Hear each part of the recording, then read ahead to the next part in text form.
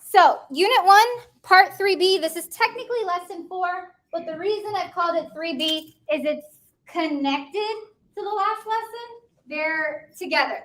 So, today we're going to learn about the trends in ionization energy, why it is the way it is. So, let's go ahead and get started. The objectives are pretty much the same as last time, but what we're going to check today is this.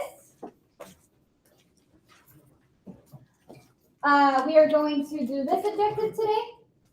Did we already construct equations? Yes.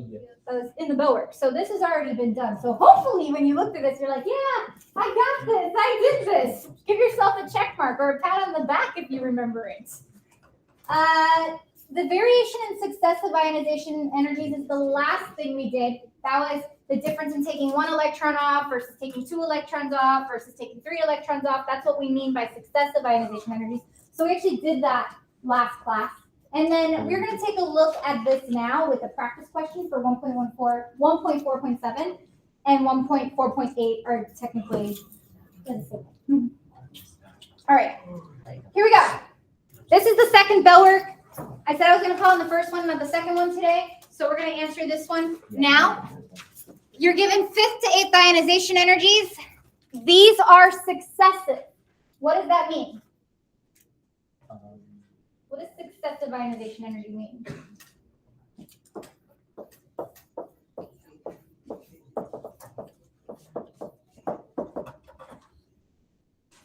It would be the energy to take each additional electron off of an atom or ion. So it's the ionization energy to take each additional electron. Away from an atom or an ion. So what this means is this is the energy to take the 5th electron away, this is the energy to take the 6th electron away, this is the energy to take the 7th, and this is the energy to take the 8th. So the question says, which of these rows is most likely chlorine? Describing chlorine. How could we figure that out? Go ahead. If you can figure that out, well, you gave us a chart last class, and it should be the one that it shows where chlorine has the biggest jump between the ionizations. So, beautiful explanation. What answer did you come up with, if you don't mind? C. C is correct. So, let's take a look at why. If you look between 7 and 8, this means to take 7 electrons away, and this means to take away 8. Given that we know that chlorine is in what group of the periodic table? 17. And how many valence electrons? 7. This means that there should be a big jump where? Big jump should be between 7 and 8 ionization energy. So let's see, how can we evaluate these to see which one's the biggest jump between 7 and 8. And if you struggle with looking at the numbers, I'm going to give you a strategy to help you out. Here's 25,900 to 30,500. What difference is that? It doesn't. It's like approximately 5K, right? Around 5,000. Doesn't have to be perfect, just whatever. Okay. What about the next one? 27,100 to 31,700. About 4,000. About 4,000. 11,000 to 33,600. 22,000. 22,600. I think they wanted to make it clear. And the last one? 1,000. 1,800. So where do you think the big jump is? C. Definitely C. Now, if you have a hard time seeing that, the strategy you would want to take that gives you the right answer every time is the following. Because we're looking for the biggest jump, you can always divide the two numbers by each other, and that'll give you a ratio. Whichever one has the biggest ratio is always going to be the answer. So what do I mean by that? Take 30,500 and divide it by 25,900. What does that give you? Just take those two numbers, divide them. Oh, you don't? No, it's not those. Okay.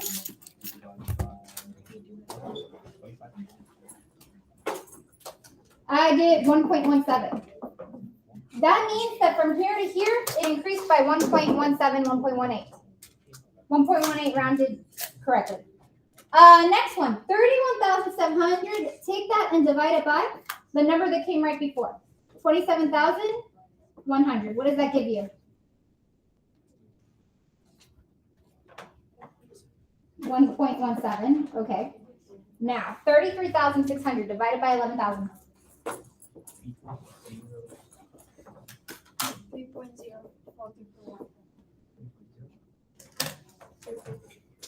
3.05. I'm just keeping the significant figures the same. And then the last one, 13,800 divided by 12,000.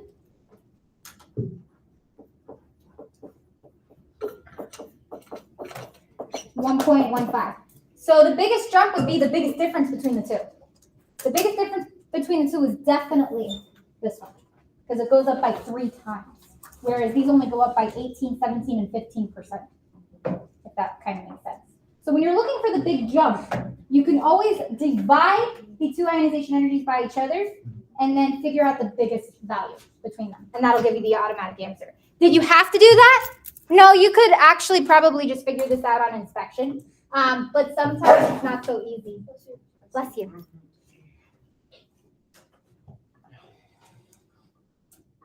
Okay, before moving forward, let's talk about just a reminder of what's going on. This is the last lesson of the unit, actually. So your paper 1 quiz is due next Tuesday night, and your test is in class on Thursday. Test is in class on Thursday. I think I'm gonna toy around with your test. Is not going to be a full 2 hours. It's only gonna be 1 hour. Last year I did it before. They had a before and after lunch last year for ACE. This year, unfortunately, you don't have that. So I think we'll review the first hour and you'll take the test the second hour. I think that is what we're gonna end up doing. However, Tuesday, we are going to start with new content because we have to keep moving forward in this class. So we're gonna start Unit 2 on Tuesday. So expect Unit 2 Tuesday. After school on Tuesday, I'm going to be doing exam review tutoring for those who would like to come to tutoring. You want the 5% extra credit? That's happening on Tuesday. And then Thursday is the exam in the second hour of class. So we're going to start it by 1:20 p.m. Okay? That's just so you know what the plan is. All righty. I hope you all enjoy your 3-day weekend. It is coming up soon. Yes, it's Thursday. It is Thursday. You have 1 more school day, and then you'll have a 3-day weekend, nicely enough. All right, ionization energy trends. We looked at trends last class for atomic size. I don't know if you recall, but atomic radius, the largest is down here, and the smallest atoms are up here.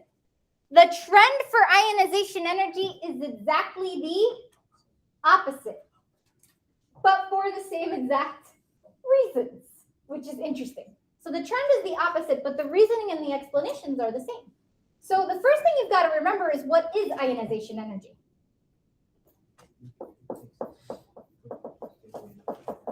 Can you earn all 3 marks? What's one of the marks? What is it? It's 3 marks you got to memorize for next week. Definition for ionization energy. Anybody got one of the 3 marks? Otherwise, you got some studying to do. Yes.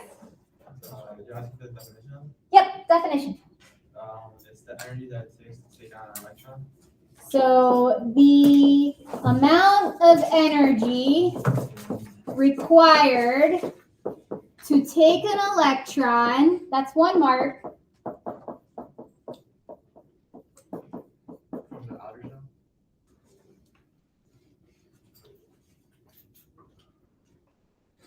that's actually assumed. It has to be from the outermost energy level. But where is the second mark? Either the second or the third. Do you remember what they are? Technically, right now, this is only 1 mark. The second mark, so whenever you have a definition, it's basically just word for word. Something with a mole, yes. From each atom in a No. mole of atoms.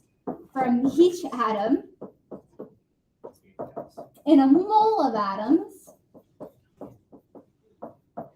And the third mark is in the gas phase, which you showed in the bell work when you wrote hydrogen was a gas. it's always the gas phase, and then it's the amount required to take an electron from each atom in a mole of atoms, and then the first one is the amount of energy required. So those are the 3 marks you have. Last class, I gave you an exercise with some M&Ms and had you start taking electrons away, and that was the physical process, just kind of visualizing the physical process of what's happening with ionization energy. If you recall, if you have a small atom like lithium, and then you have, let's say, a large one like cesium. I'm not going to fill in all these electrons. What energy level is cesium in? 6. 2, 3, 4, 5, 6. Right? I ran out of room on that side. That's why I was lopsided. So which one's larger? Lithium or cesium, first of all? Cesium. Okay, cesium. So cesium has how many valence electrons on that note? 1. Cesium, 55. Okay, it's on 1, right?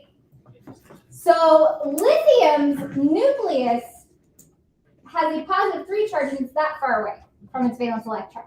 Cesium's nucleus has a positive 55, but it's way farther away from cesium. So which electron do you think would be easier to pull off? Lithium's or cesium's? Cesium. Cesium's. This one's actually less energy to pull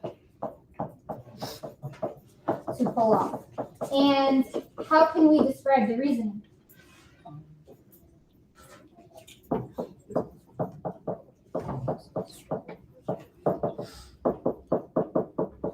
So it has to do with the distance, the amount of energy levels, the amount of occupied energy levels.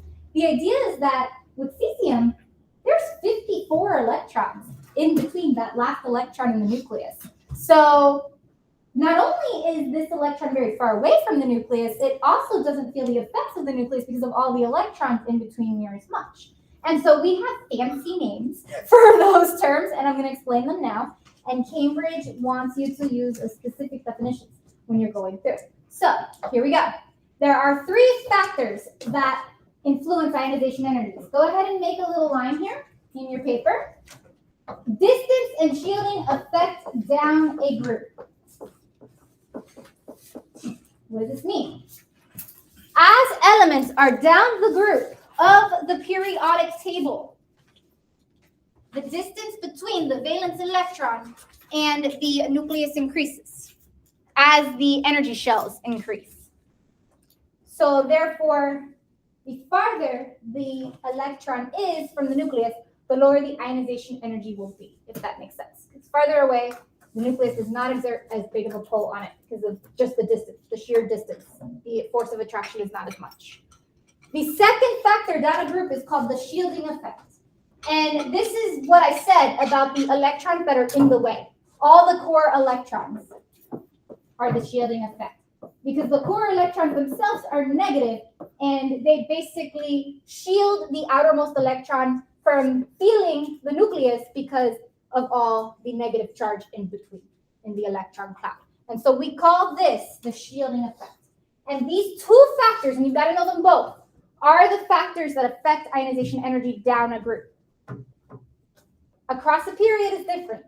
By the way, it's the same as the reasoning for atomic size. Why does ionization energy increase across the period? Let's go back to that idea.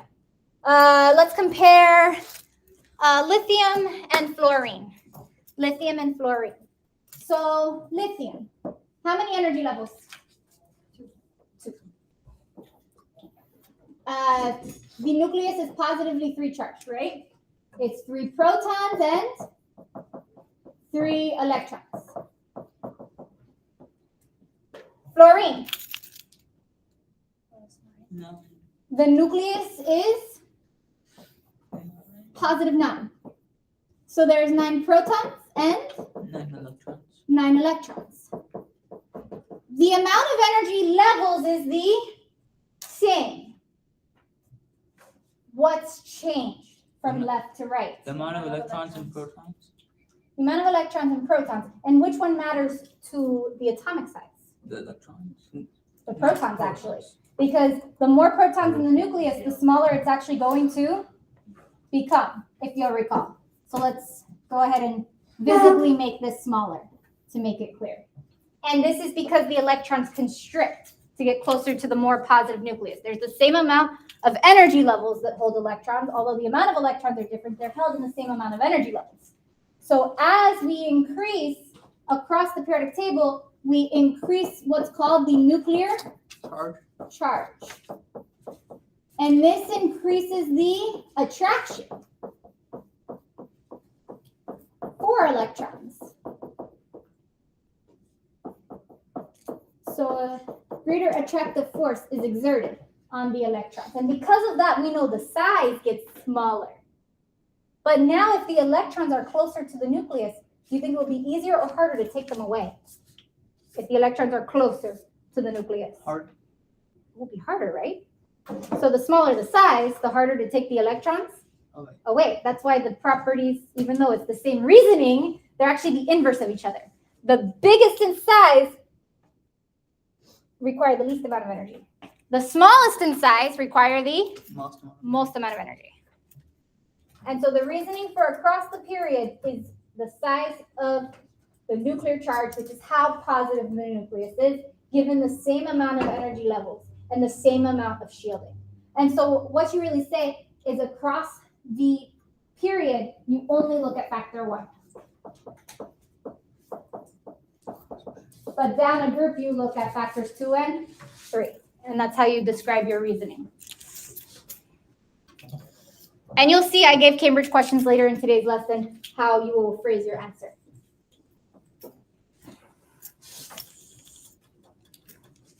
I'm going to go into some additional explanation into what shielding is shortly. Sorry, I don't have any more M&Ms. So you're just going to have to imagine you've got the M&Ms in front of you.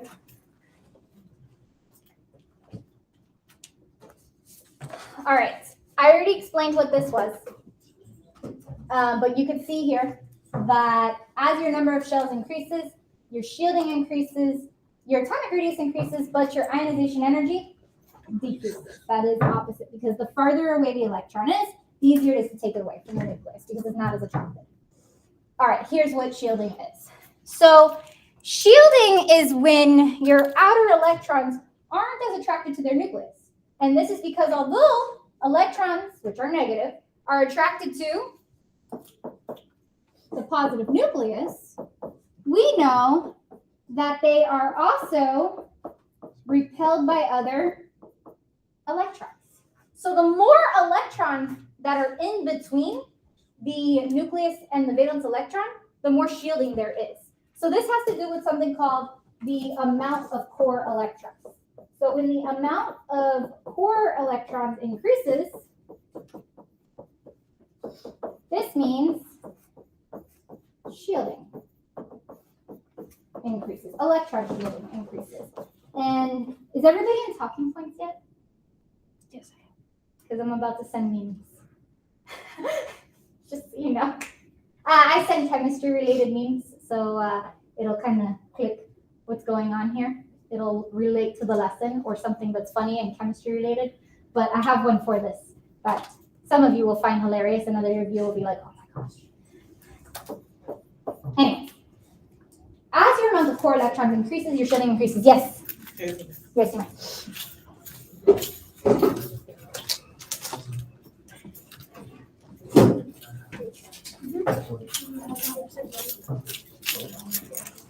So lithium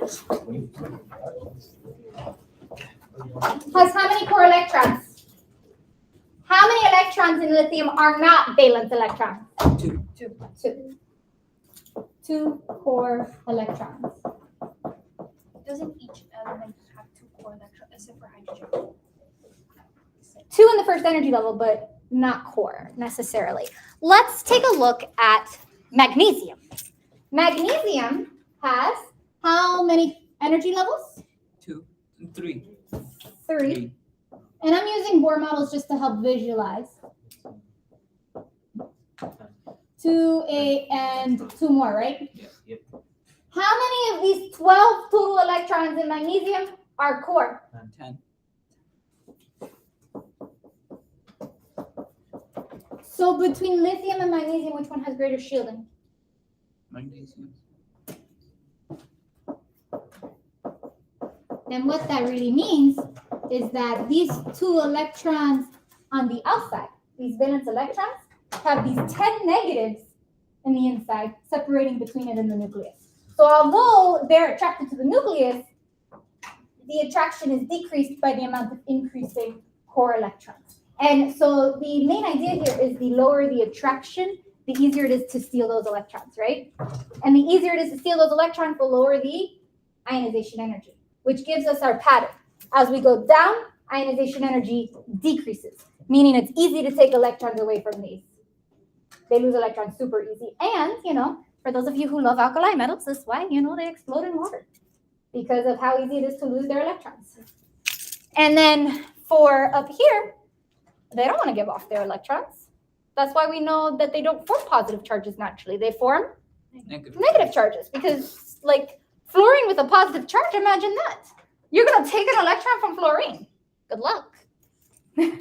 Fluorine gains, and that's something we have not talked about yet, but you may remember called electronegativity, is the element's ability to attract electrons to itself, and fluorine is the most powerful, if you'll recall. Small and powerful. Question. Which group of the periodic table would have the general highest ionization energy? Which group? Group A or the columns? The halogens. Would it be? Noble gas. It would be noble gases, wouldn't it? Because ionization energy is taking an electron away. You gonna take an electron away from helium? Good luck. Helium has one energy level. It's stable, right? And so the electrons are already right next to the nucleus. There's no shielding. So the power of the nucleus exerted on those electrons is a lot greater, the power of the attraction. And so actually it's the noble gases that have the highest ionization energy. It requires the most energy to take electrons away from a noble gas. That's the reason why they're noble gases, is that they don't bond very well. Although you'll note later on in the class, xenon can actually bond to other elements. Very interestingly enough. Not covered in this unit. All right, next. This is just a repeat of what I said, just what you have to look at going down the group. Going down the group, just to review, ionization energy gets smaller because the distance increases between the valence electron and the nucleus. There are more core electrons, which means greater shielding. And by the way, mark schemes always use this word.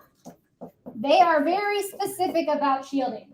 You should, anytime you're going down a group and explaining ionization energy or atomic size, you want to write shielding somewhere in your answer. And you know you got to mark somewhere. And then the other part, and this is if it's a 3-mark question, the other part to add, because these questions can usually either be 2 or 3 marks, is that distance and shielding are more significant factors in comparison to the increase in nuclear charge. Because we know the nucleus is getting more positive as you go down the periodic table, but the distance and shielding are more important factors, which is why the charge is what it is. All right, across a period, the idea is the opposite. You look at the nuclear charge, the distance and shielding are not as large of factors looking across a period because you have the same amount of energy shells and you have the same amount of core electrons. So therefore, the factor that matters across a period is the nuclear charge, because that's what's visibly changing. When you look like from lithium to beryllium all the way to fluorine and neon, you're not changing the amount of energy levels, you're changing how positive the nucleus is, if that makes sense. You're only changing how positive the nucleus is. So that's why they are what they are. So looking forward, the first ionization energy. What paper is this, by the way? Paper 1. And this is actually an old style question that went away in the year 2022. You're welcome, from Cambridge. They changed the exam recently in a way to benefit students, the paper 1. They did 2 things. They took these questions out, and I'll explain exactly what these questions are momentarily, and they increased the length of time that you get to do paper 1 from an hour to an hour and 15 minutes. They found that these questions were the most confusing for students. In these types of questions, you would evaluate each statement and decide if it's true or not. And you would have 4 answer choices. A would be all statements are correct. And so you should fill this in. All these questions always have the same format. B is only statements 1 and 2 are correct.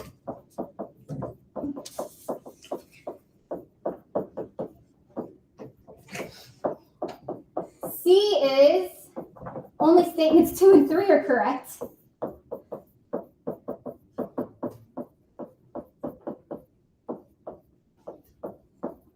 And D is only statement 1 correct.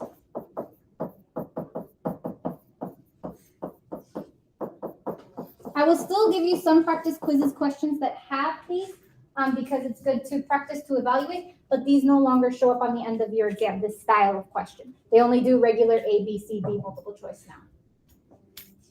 However, once in a while, I've seen them do like one that they'll make their A, B, C, D choice, like, oh, that statement, oh, that statement. So we still have to do the evaluation. But they took it out. It used to be 40 questions. 10 questions were like this every time.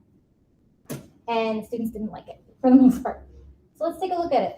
First ionization energy of chlorine. We know that it's greater than sulfur.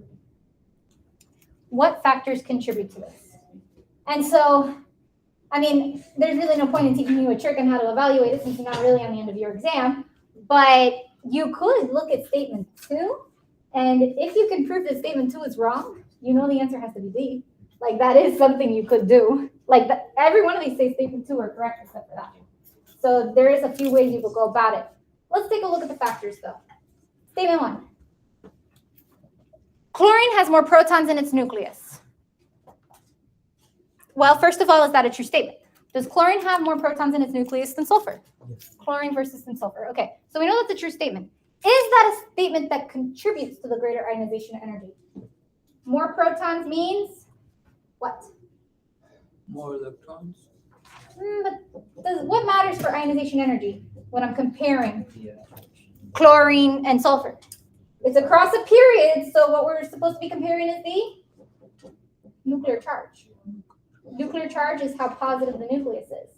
Does the amount of protons change how positive the nucleus is? Yes. So is this just another way of phrasing an increased nuclear charge? Yes. So is this a true statement? Yes. Is that a factor that contributes? Absolutely. Let's take a look at the next one. Does chlorine have greater electron shielding than sulfur? And how would we prove or disprove this? Shielding is the amount of core electrons, right? If they are in the same period, then the amount of core electrons should be the same. So we know for sure, get out of here, that's not correct. And if it can't be 2, then the answer has to be D. because there is no choice for 1 and 3 to be correct. So that's actually how students used to be able to analyze and evaluate and figure out what the answer was. We know that it's D. And then statement 3 is just whack. I'll explain it though. In this whole entire unit, have I mentioned the molecule? Have I talked about different elements combining yet? Or have we only been talking about singular elements and gaining or losing electrons? Or gaining or losing neutrons? We've only talked about single elements. Ionization energy is for single elements. Covalent bonding, that's for molecules. It has nothing to do with it. This is a statement that, I mean, it could be true, but it's irrelevant. It's not a relevant factor. And how would you know when you're studying, like, how would you know when you're looking at it that it isn't a relevant factor? How would you know?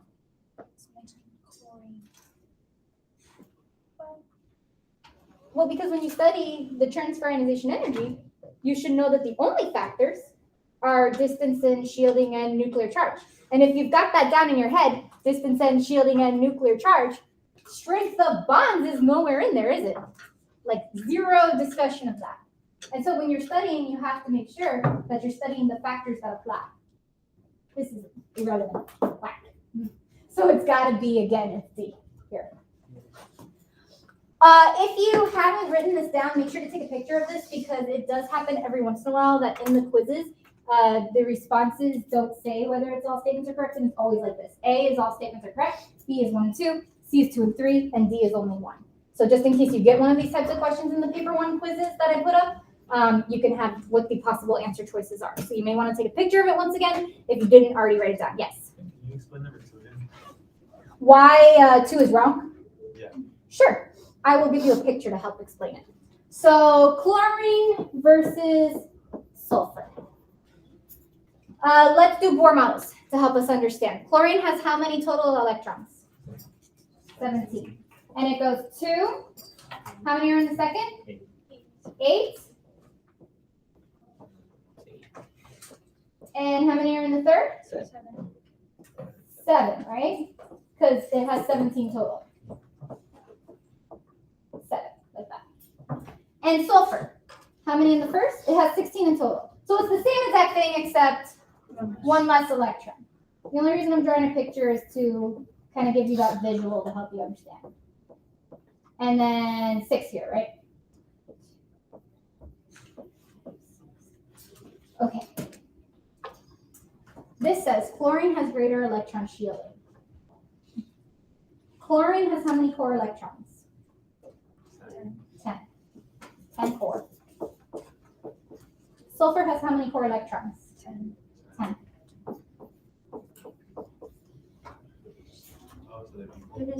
They're the same.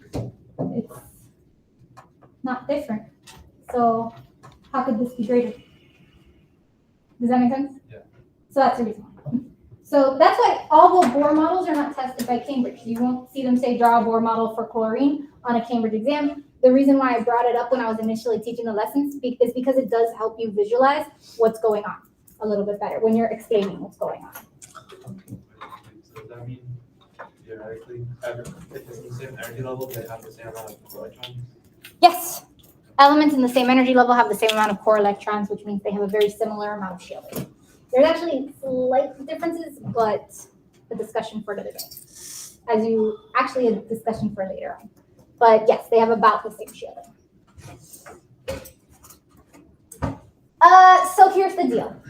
We learned in pre-ACE, or a first-year chemistry class, we learned the general periodic trend for ionization energy is that it increases this way, right? These are the greatest ionization energy. This is the lowest ionization energy. And as I go across a period, the ionization increases. However, experimentally established data shows something different. Take a look. It's not a straight linear line. It's not a straight slope up. Although we said that it increases as I go across, there's a couple of changes. Where do you see some changes? From Mg to A. Aluminum is strangely smaller. All right, strangely smaller.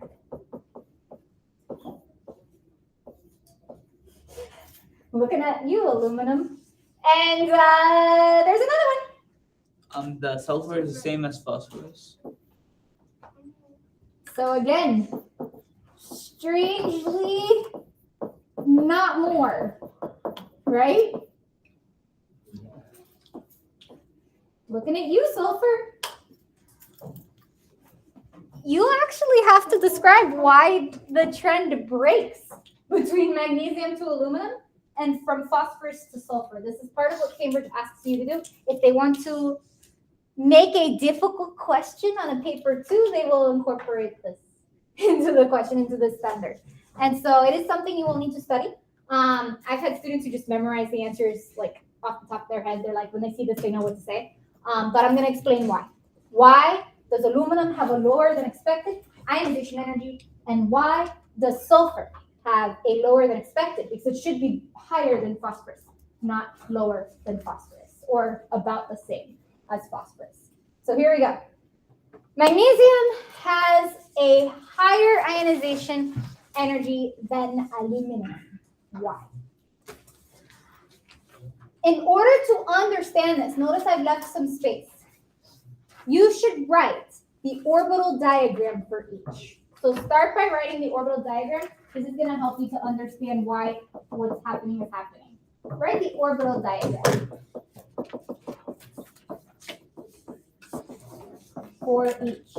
Let's do magnesium first. Can we do shorthand? Sure, why are they doing more? I'm not being asked to do a full orbital diagram. So what's the shorthand for magnesium? Neon.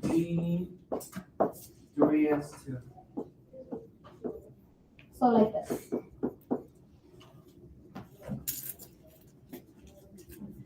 So that's magnesium, right?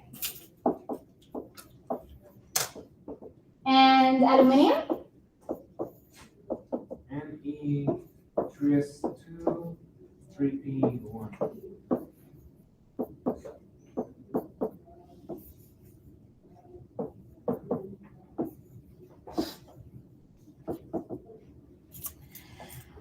Okay, so there is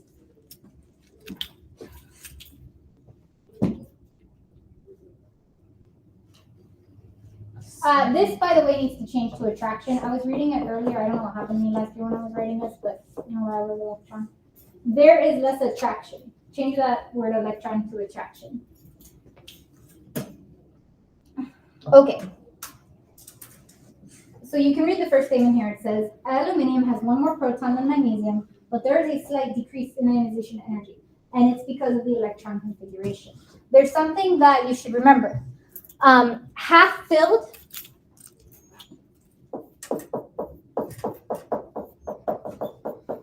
and completely filled sublevels are more stable. This actually means that if we have an element that's diamagnetic, it's always more stable than an element that's paramagnetic. Oh, those words. Except for if it's half filled. So half filled and completely filled sublevels are more stable. Magnesium has a filled sublevel. Aluminium has one electron by itself in 3p. And so it actually turns out, and it's kind of weird, that what happens when the first electron is put into the next sublevel is similar to what happens when the next electron is put in the next energy level, but to a much lesser extent. Meaning, this electron is actually in a greater energy sublevel. And because paired electrons, filled sublevels are more stable, it's actually slightly easier to take away the single electron. Slightly easier to take away a single electron in a p sublevel than to take away paired electrons in the s sublevel, because that's a filled sublevel, and filled sublevels are more stable. And then I wrote this, I believe I got this pretty much directly from the textbook. There is a little bit less attraction as well between the three, here it would be the 3p1 electron in the nucleus, because the distance, because of the greater energy level, the distance increases slightly and the shielding actually increases slightly. So those two factors outweigh the increase in nuclear charge. How do you need to write this for Cambridge? Don't worry. I have a question later on and I have exactly where the marks are. But the idea is that because this electron is by itself in this sublevel, it's actually a little bit easier to pull than electrons that are paired in the sublevel. And so that's aluminum versus magnesium. So that's why magnesium is greater than aluminum, meaning more energy to take an electron away from magnesium than to take away an electron from aluminium. Or what you see here is that weird drop from magnesium to aluminum. And yes, Cambridge wants you, from the textbook, they want you to know this. And I've seen many old questions where they ask you to explain this. We're going to take a look at phosphorus and sulfur next. Actually, no, it has oxidation. Same idea though. Magnesium and aluminum are what groups of your periodic table? 2 versus 3. or 13, right?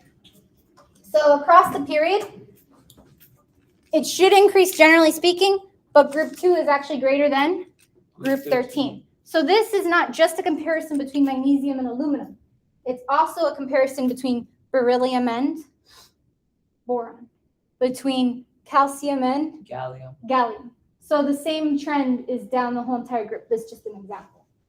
So if they wanted to be spicy, they'd give you something further down the group when you got a question, but it's the same idea. Group 2 versus group 13. Cambridge has specified they want you to know this specifically for row 3 of the periodic table, period 3. So that's why most examples you'll see will be with either periods 2 or periods 3, a lot of our common elements. All right, do you need me to hold on? Or are you good for me to move forward to the other one? I still see some writing, so I'll hold for 15 seconds.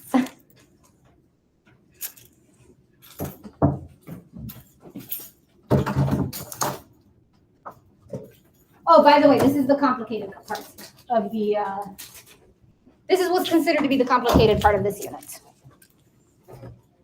I think the next one between nitrogen and oxygen is easier to understand. And I will go ahead and I'll explain it now. Oxygen has a higher ionization energy than nitrogen. Is that what it says? No. I think I accidentally. Oxygen has a lower. I don't know what I was doing there. Lower ionization energy. It should have a higher, but it has a lower. Why? Let's go back, and I also wrote here 60. Let's go back and write out the orbital diagrams again. This time for oxygen and nitrogen. We can use shorthand. Doesn't matter. We just needed to understand what's going on in the valence shell. Oxygen. What's the noble gas beforehand? Helium. Helium. And then we do 2s, 2, 2p1. 4. 1, 2, 3, 4. Yeah? Nitrogen is 1 less. Helium, 2s. 2. Yeah. 2s. Why am I doing the same thing?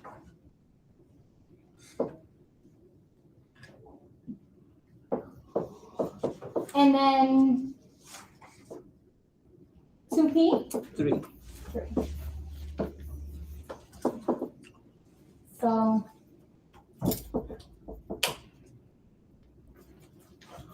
first of all, you might recall that half-filled and completely filled sublevels are more stable, but that's actually not the reasoning that they ask for us to get. I'm going to explain exactly what the reasoning is. If you look at oxygen, right, you look at the last sublevel. That's really where we care. What's happening in the difference between these two. In oxygen, in your 3,2p orbitals, you've got 2 electrons that are occupying the same orbital. What do we know about electrons with each other? Do they repel or attract? They repel, right? It's like I told you last class, like if we don't get along, we'd rather not be together. We'd rather be apart if possible. In nitrogen, all 3 electrons have their own place, and they are not in the zone or proximity of any other electron. They all have their own orbital. So far, are you following me? So the idea is the following. When you have electrons filled in the same sublevel, and you've got just 2 that are repelling each other, and let's say another element or something comes along and is like, oh, I could take you away from your enemy. Would that electron be ready to go a little bit quicker? Makes sense, right? So because these 2 electrons, it's called spin pair repulsion, just to point out where it's at. Spin pair repulsion is the fancy word. And because of spin pair repulsion, it is easier to take away or requires less energy to take away that specific electron. So the first ionization energy of oxygen is higher or lower than nitrogen then. First ionization energy would actually be Higher. lower because it's easier to take this electron away than these 3 that are already in where they want to be, apart from each other, and it's a half-filled sublevel. So this is more stable. So it's actually a higher first ionization energy. And this same thing applies every time you have group 15 versus, Group 14? what's group oxygen? 16. Group 16. Group 16. So whenever you have a comparison to make between group 15 and 16 with ionization energy, you've got to remember that group 15 actually has a higher ionization energy than group 16. So it's a switched group. There are two switch groups, 2 versus 13, and then 15 versus 16, which is what gives you this experimental evidence here. This is the experimental evidence, and then the theory is the justification for that experimental evidence. Because oftentimes we revise theories based on experimental evidence. All right. Kind of makes sense, that explanation? This is definitely the hardest part of the content for this unit. So if you got this, you got the hardest type of question that can be asked technically.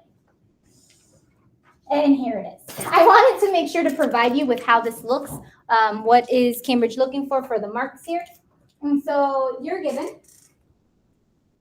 the elements in the third period and their compounds show trends in their physical and chemical properties. A sketch graph of the first ionization energy for 5 successive elements. What does successive mean again? I want to make sure we're nailing our definitions. You don't have to describe for Cambridge what it is, but you should know when reading a paper, what does it mean? It means like that comes after. Right, so it's like in a row, probably by atomic number. So like it goes hydrogen, helium, lithium, beryllium. That's what I mean by successive. They're in a row by atomic number. In paper 1, they use that word too, so you gotta get comfortable with it. So you got this. And look at how many marks this is worth. So if this shows up on a paper 2, it can be heavy marks because 8 out of 60, that's more than 10% of the whole entire paper is basically just on this one idea from this one lesson today. Crazy, right? That can happen. They can take one tiny topic and make it a lot of marks. Yes. Like I said, like 2 of those questions showed up. Wouldn't that mean it would have like maybe 10 questions? Oh, you mean how many questions are on a paper? Yeah, 'cause it has to be under, like it has to be 40 marks. So 60 marks for paper, 60 marks for paper 2, 40 marks for paper 1. 60 marks for paper 2, spread between 4 or 5 questions. That's how long the test is? It's 4 or 5 questions, but it's not what you think.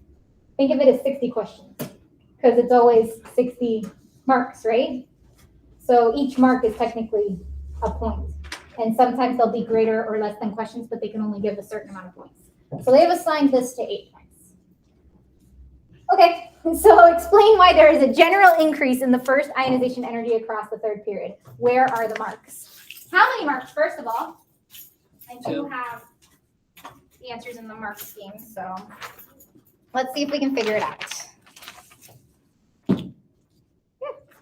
And wow, we are going to have time for you to do work today in class, because guess where we're at?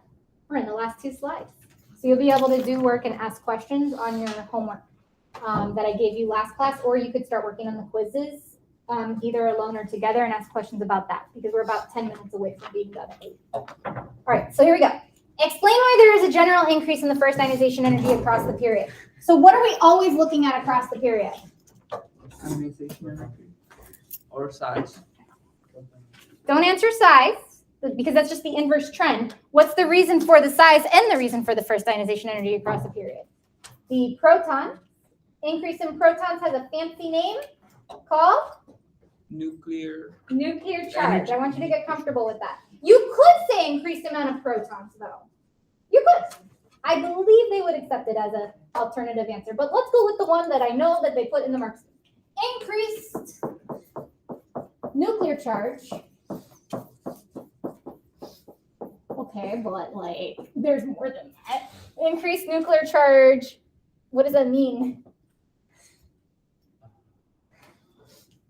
So if I increase the amount of a proton, I increase the nuclear charge. Why does that cause the first ionization energy to be, why does it take more energy to take electrons away? Go ahead. That's the other part of the first point. So increased nuclear charge increases the force of attraction between the nucleus and the outermost electrons, right? The nucleus and the outermost electrons. I was looking at this specific mark scheme, and they wanted you to actually say one more thing. What would be the one more thing? So technically, we've earned 1 mark right now out of the 2. They actually in this, and sometimes the mark schemes are not exactly the same, but there's still the same amount of ideas that you can express. What's the other thing we could say? You could go back in your notes and look. Is there something we can say across the period? We know that the difference is that the nuclear charge increases. And we know that it gives the force of attraction is greater, Greater distance between the nucleus and the valence electrons. but it's not.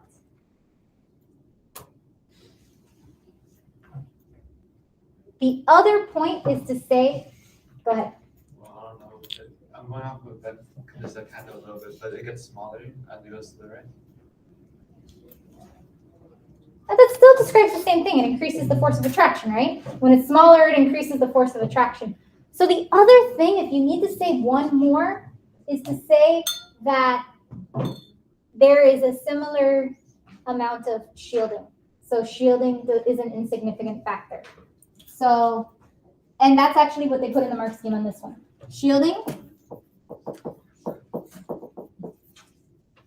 is an insignificant factor. You could say there's similar shielding.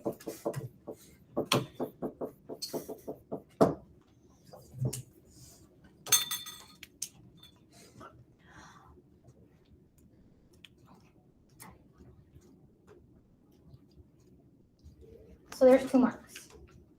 Harder mark was the one about the shielding, saying it was a factor that was not relevant here. That's a relevant factor down the group, not across the period.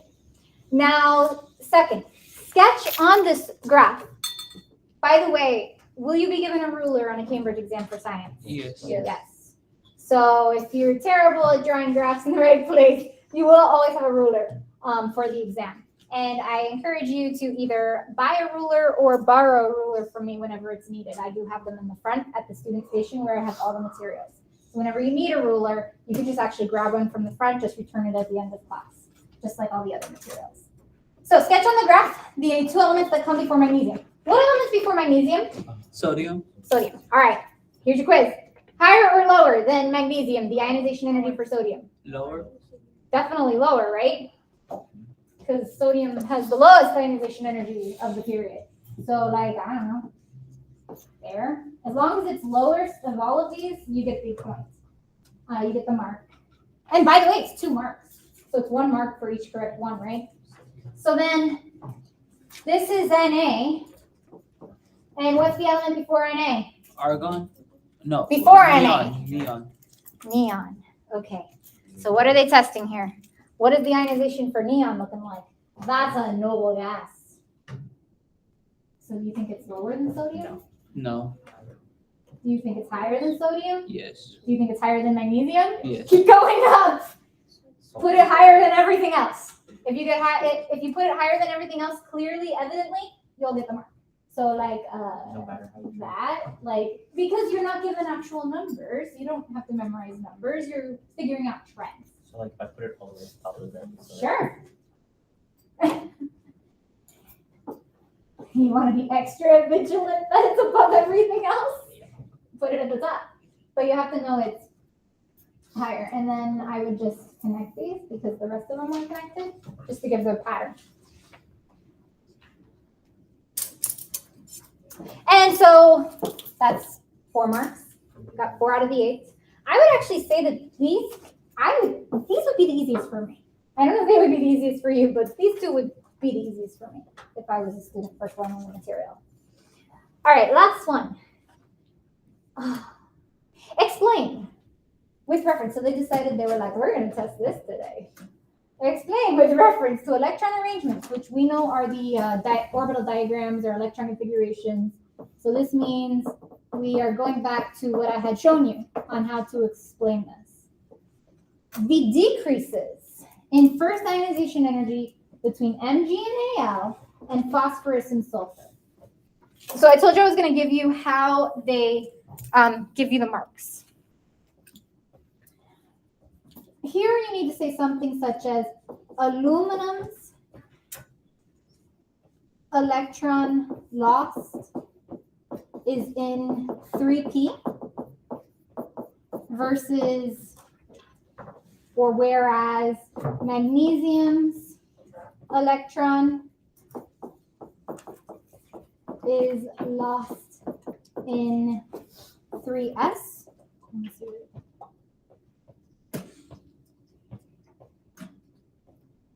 And so you can say 3p is a higher energy sublevel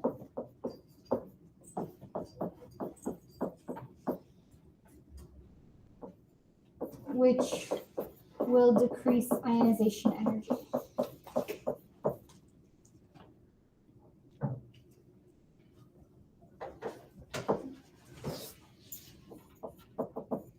Or make taking away electrons a little bit easier is another way of saying it. Because it's in a higher sublevel. It's the same idea as what happens with energy levels, except smaller difference in sublevels. Yes? What does it mean by electron lost? Take it away, Oh, okay. right? Taking away the last electron in aluminum is taking it away from 3p. Taking it away, an electron from magnesium is taking it away from 3s. 3p is a higher energy sublevel than 3s. Therefore, it actually requires a little bit less energy because the same idea as you increase energy levels, the electrons become easier to take away, the valence electrons. And so that's the idea. 3p is a higher energy sublevel, which actually decreases the attraction between the electron and the nucleus. And because it decreases the attraction, that decreases the ionization energy. So you could say decreases attraction, which decreases ionization energy. And so 1 mark is to say the difference, where they're lost from. That's 1 mark, just to point it out. The difference is you're losing an electron in 3s versus you're losing an electron in 3p. The second mark is to state why this makes a difference, which is that 3p is a slightly higher energy sublevel than 3s. All right, P and S, what would we do? If we don't remember anything else, what's the words? You may want to draw out. We've already drawn out for oxygen and nitrogen what goes on. But phosphorus is this in the 3p. The final sublevels like this. And sulfur is the same as oxygen, except with 3p. So it would be like this. 1, 2, 3, 4.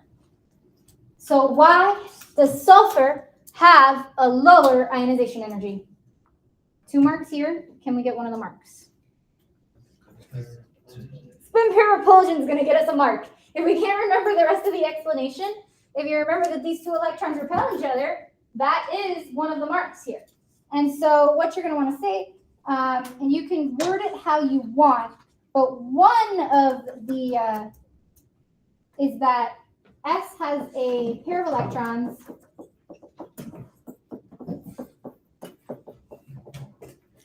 and so it has spin pair repulsion. Whereas in its last sublevel, whereas phosphorus does not.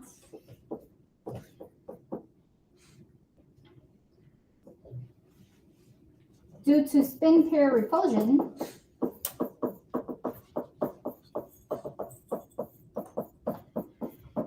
it is easier to remove an electron from sulfur, or requires less energy.